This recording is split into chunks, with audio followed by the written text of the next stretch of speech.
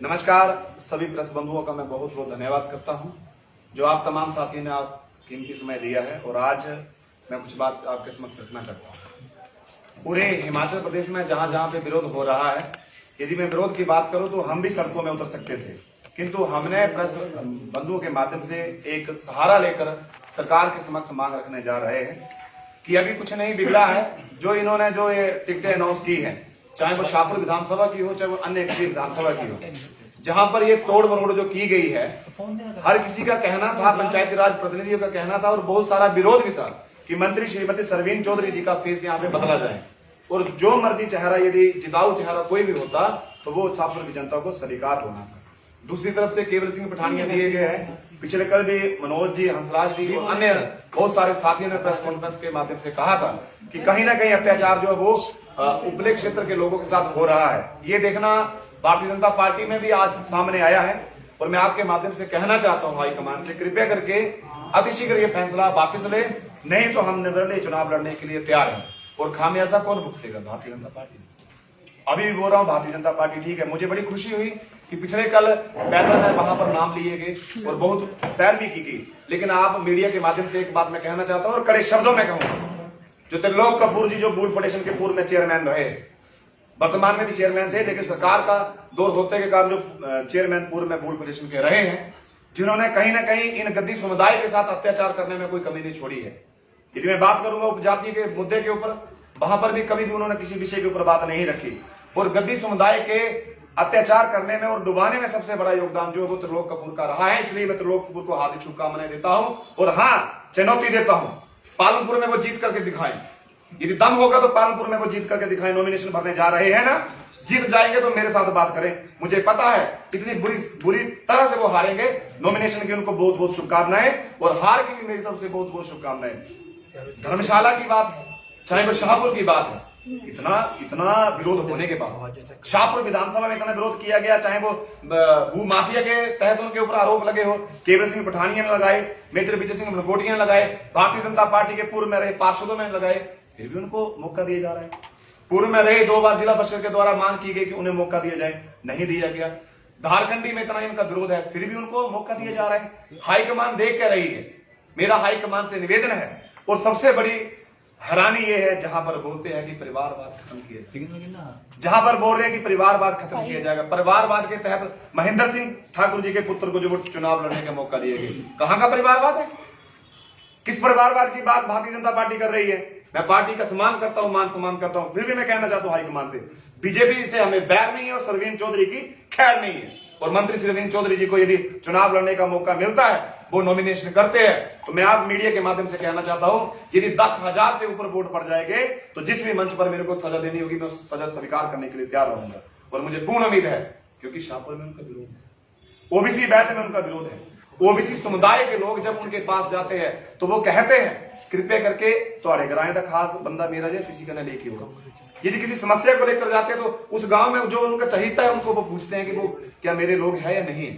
अपने घर के बाहर आधा घंटा इंतजार जो वो लोगों से करवाते हैं। आज तक 20 साल से उन्होंने राज किया है। मैं एक बात कहना चाहता हूं, वो 2 बार जीते नहीं, वो दो बार हारे हैं। हारने का कारण क्या रहा? पूर्व में रहे माननीय मंत्री श्री मेजर विजय सिंह मनकोटिया जी भी सामने हुआ करते थे, केवल सिंह पठानिया जी सामने हुआ करते थे। पहली बार वो उनको 25,000 कुछ वोट पड़े, दूसरी बार वो 24 पर पहुंचे, तीसरी बार वो 23 पर रुक गए। ये कहां का आंकड़ा है? और इस बार तो जनता जागरूक हो चुकी है। वो चले गए समय जब लोग जो वो एक दूसरे के कहने पे वोट डाल देते थे। आज के समय में चुनाव लड़ना वो आसान बात नहीं है। और मैडम सरवीन चौधरी जी के चाहे वो होटल जहां मर्जी हो, चाहे वो जिनकी जमीन 1195 करनाल के जो आरोप लग रहे हैं, मेरे पास तथ्य नहीं है, लेकिन आरोप लगाए हैं और बिजनेस में ये मामला गया है। किंतु क्या हुआ? नंबर 1 करप्शन वाले लोगों को भी जो वो आगे लेकर पार्टी आ रही है, हैरानी हो रही है। मैं बात करना चाहता हूं अनिल डगोक की। बरमौर विधानसभा से अनिल डगोक जी हैं, बिल्कुल गरीब आदमी जो एक कुटिया में रहते हैं और एक जिताऊ प्रत्याशी थे, लेकिन उनके साथ भी अत्याचार हुआ। उनको भी जो वो तकिए देकर जो वो मारने के प्रयास किए गए। इस बार मुझे ये बताएं, झंडे और डंडे लगाने के लिए युवा मोर्चा रह गया क्या? मात्र झंडे और डंडे ही लगाएंगे। लेकिन फिर से मैं त्रिलोक कपूर जी को बहुत बहुत शुभकामनाएं देता हूं। बूल फेडरेशन में तो आप जनता का भला नहीं कर पाए। सबसे बड़ी हैरानी की बात यह संसदीय बोर्ड में, जहां पे संसदीय बोर्ड की जो 12 सदस्यों की जो दल थी उसमें से 9 सदस्य तो अपने ही टिकट के चक्कर में थे। 9 सदस्य अपने ही टिकट के चक्कर में पड़े थे, चाहे वो त्रिलोक कपूर जी हो चाहे वो अन्य साथी हो, जिन्होंने अपनी ही टिकट की मांग वहां पर की। ये कहां का और लोगों का भला चाहेंगे। पूर्व में वो चेयरमैन रहे, चेयरमैनों को भी टिकटें दी गई, जिन्होंने 5 साल जो सरकार की मलाई खाई और उसके बाद अब टिकट की बात ये कर रहे हैं लोग। और गद्दी समुदाय के साथ जो अत्याचार इन्होंने त्रिलोक कपूर जी ने अपना योगदान दिया है, मैं कड़े शब्दों में कहता हूं त्रिलोक कपूर जी हाथ स्वीकार करने के लिए तैयार रहे। पालमपुर में हमारे भी चाहिए थे, उपजाति के लोग भी वहां पर है। मैंने ओबीसी विषय को जिला परिषद की फर्स्ट बैठक में रखा, मैंने उपजाति के विषय को फर्स्ट बैठक में रखा, मैंने जो हमारा ओपीसी का विषय वो भी मैंने फर्स्ट बैठक में रखा। कहीं ना कहीं ये सच्चाई है, मैंने गुणगान जरूर गाया। मैं विरोध करता हूं तो सरेआम विरोध करता हूं। हो सकता है कुछ लोग कमेंट कर रहे होंगे आपके मीडिया के माध्यम से कि हाँ ऐसा हो रहा है वैसा हो रहा है, लेकिन सच्चाई है। आज मुझे वो डल लेक दिखाई देता है, आज मुझे वो गतड़ी का रोड दिखाई देता है, मनोह गांव दिखाई देता है, सुक्कू घाट दिखाई देता है, पलोथा गांव दिखाई देता है, लग गांव दिखाई देता है, परगोड़ गांव दिखाई देता है, बंडी का हमारे जो गोई क्षेत्र है वो दिखाई देता है, हमारा जो नेटी गांव है वहां पर वो दिखाई देता है जहां पर पानी की समस्या है। मंत्री जी आप बोले कि मैंने गांव गांव में सड़कें पहुंचाई है, इस बार यदि दिल है तो मनोह में जाकर देखना कैसे लोग स्वागत करेंगे। इस बार यदि आप में है तो फलोता में जाकर देखना लोग आपका कैसे स्वागत करेंगे। यदि आप में दम है तो कृपया सुक्कूघाट गांव में जाकर देखना आपका लोग स्वागत कैसे करेंगे। डेरा गांव में जाकर देखना लोग स्वागत कैसे करेंगे।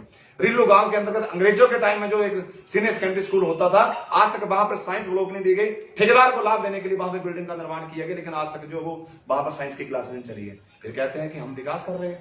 कहीं ना कहीं इस चीज को देखते हुए और सरकार ने जो गलत काम किया है, जो पार्टी ने जो गलत काम किया है, उसको देखते हुए मैं आप तमाम साथियों से कहना चाहता हूं कि आने वाले समय में 21 तारीख तक यदि सरकार निर्णय नहीं लेती है, हाईकमान निर्णय वापस नहीं लेती है, तो 21 तारीख को जो वो नॉमिनेशन होगा, दोपहर 1 बजे नॉमिनेशन रखा गया है। आप तमाम साथी सादर आमंत्रित है। गरीब परिवार से मैं जरूर हूं, लेकिन दिल का अमीर हूं और साथी मेरे साथ जुड़े हैं, झारखंडी के लोग हैं, निचले क्षेत्र के लोग जुड़े हुए हैं।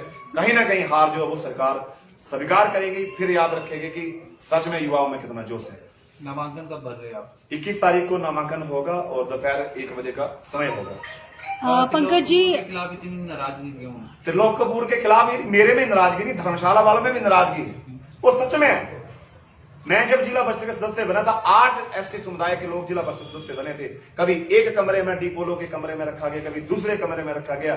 चिंता ना करें, हम आपके साथ हैं। और जब वोटिंग के टाइम आया तो वहां पर भी अत्याचार उन समुदाय के लोगों से किए गए। इतनी नाराजगी क्यों है? इतनी नाराजगी अपने समुदाय के लोगों के साथ क्यों है? शोषण जो वो हमारे लोगों के साथ हो रहा है, ये शोषण मुझे स्वीकार नहीं है। त्रिलोक कपूर जी आज आप सुन रहे होगे तो तैयार रहना। आप उपजातियों के लोगों का आपने विषय नहीं रखा, आप खामियाजा भुगतने के लिए तैयार रहना। पूरी तरह से हारेंगे, ये गारंटी है। त्रिलोक कपूर की बात की जाए तो क्या लगता है कि जो अभी जो टिकट आवंटन हुआ है उनका रोल सबसे ज्यादा है? जो अगर बात करें धर्मशाला से भी गद्दी समुदाय की जो वो टिकट कटी है, जो चौधरी ओबीसी समुदाय को मिली है।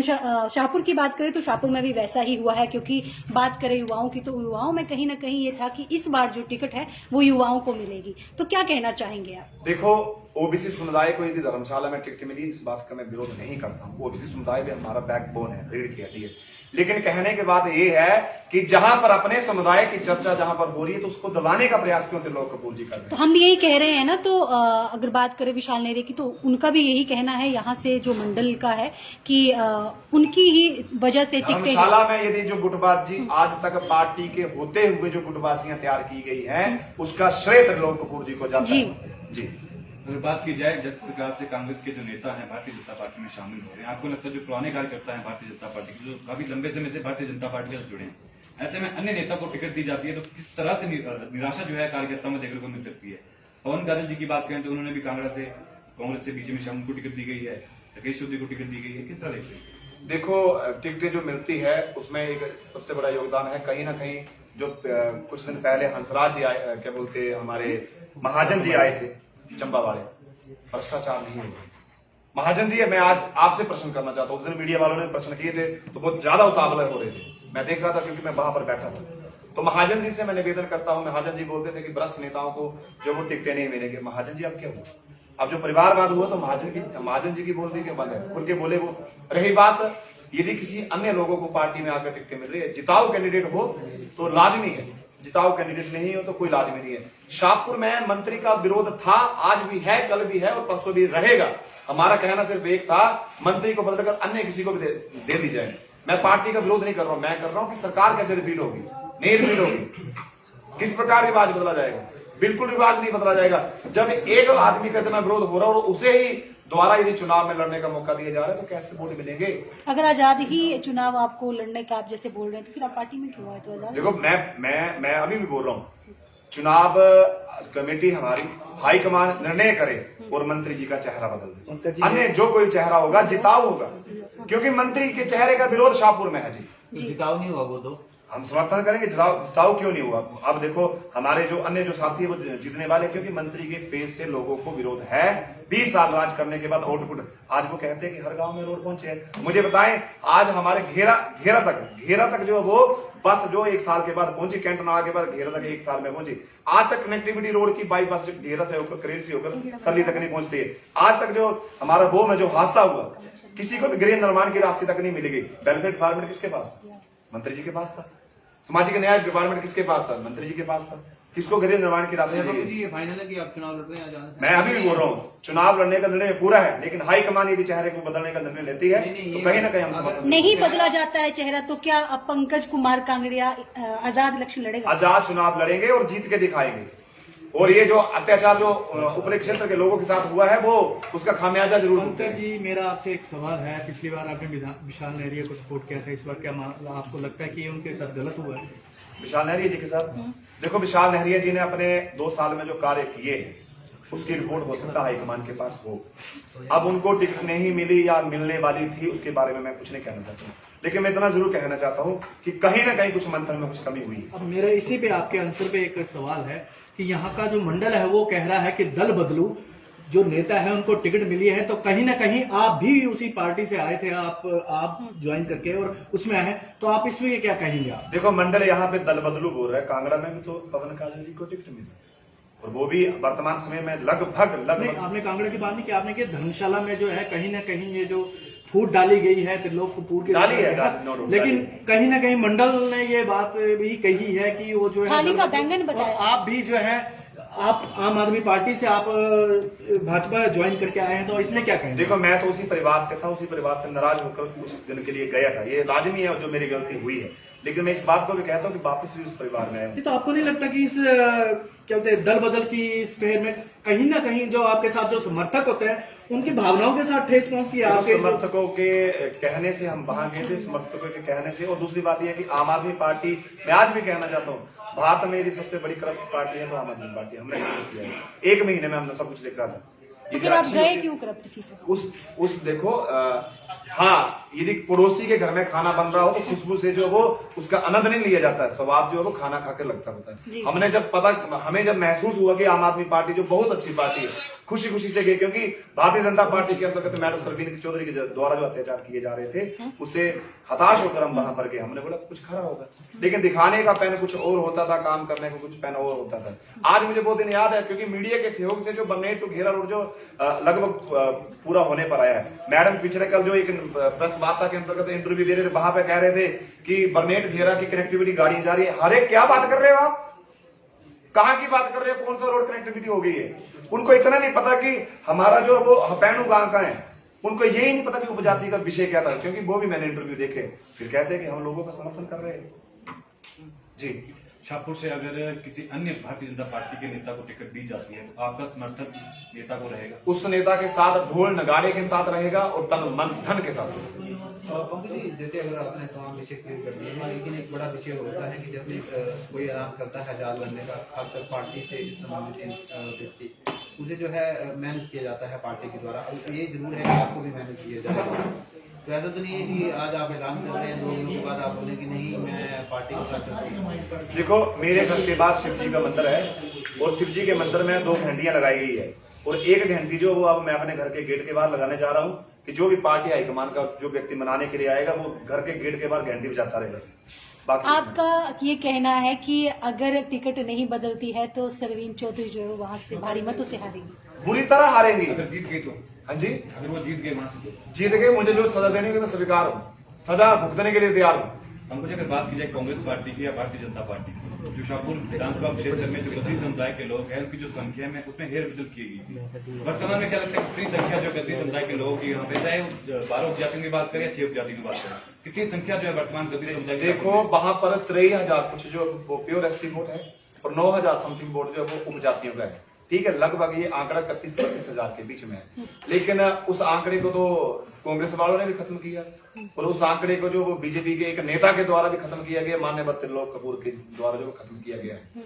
और सबसे बड़ी बात है कि आज भी मैं आपके माध्यम से कहना चाहता हूं, कुछ लोग अब बीच में सोचेंगे कि हो सकता है कि ओबीसी चेहरे का विरोध कर रहा हूं, लेकिन एकमात्र पूरे प्रदेश में एकमात्र ऐसा जिला परिषद है जिसने ओबीसी समुदाय के पक्ष में जो जिला परिषद में बैठक में पास एक रेजोल्यूशन पास करवाया कि अतिशीघ्र जो वो ओबीसी समुदाय का प्रमाण पत्र जो वो 5 साल पूरे लाइफ टाइम जो वो बैलेट किए जाए। लेकिन कैबिनेट में पास किसने करना था? कैबिनेट में तो इन महान चेहरों ने पास करना था। क्यों फेल हुए ये? क्यों नहीं समुदाय की इनको याद आई? अब जो टिकट मिल गई अब बोलते हैं कि हाँ जी बहन जी ख्याल रखना जी, मैं तुम्हारी बरादर नहीं लिखी, लेकिन ये बरादर के लोग जो को याद रखें। पंकज जी चलो ये भी हो गया, लेकिन आपको पता है आजाद चुनाव लड़ने के लिए बहुत सी ताकत चाहिए होती है। इसके अलावा कोई बड़ा नेता है, मैं नाम ले रहा हूँ मेजर विजय सिंह मनकोटिया का, शाहपुर में उनका बहुत बड़ा कद है और जब उन्होंने चुनाव लड़ा है उन्होंने कांग्रेस के बहुत से संगठन बिगाड़े हैं, आपने भी जिक्र किया, तो क्या उनसे बातचीत चल रही है? देखो मनकोटिया जी को मैं एक बधाई देता हूँ, क्योंकि बिल्कुल साफ छवि के इंसान जो मनकोटिया जी आज तक उनके ऊपर कोई आरोप नहीं लगा, ये सत्य है। और मनकोटिया जी मेरी तरह बिल्कुल दिल से खोल कर जो बात रखने में दम रखते हैं, मेरे ख्याल से अन्य नेताओं में इतना दम भी नहीं है। लेकिन इतनी बात रही चुनाव लड़ने की और ना लड़ने की, तो माननीय मनकोटिया जी के साथ डिस्कस की जाएगी और बात चली भी है। और यदि मनकोटिया जी अपना आशीर्वाद पूरा रखते हैं तो कहीं ना कहीं जो वो ठीक रहेगा। और मनकोटिया जी के हम अभी रिक्वेस्ट कर रहे हैं, आगे देखते हैं मनकोटिया जी क्या करते हैं। अगर मनकोटिया जी ने कहा कि मैं आजाद चुनाव जो है वो लड़ूंगा, तो क्या आपका समर्थन जो है वो नहीं मिलेगा?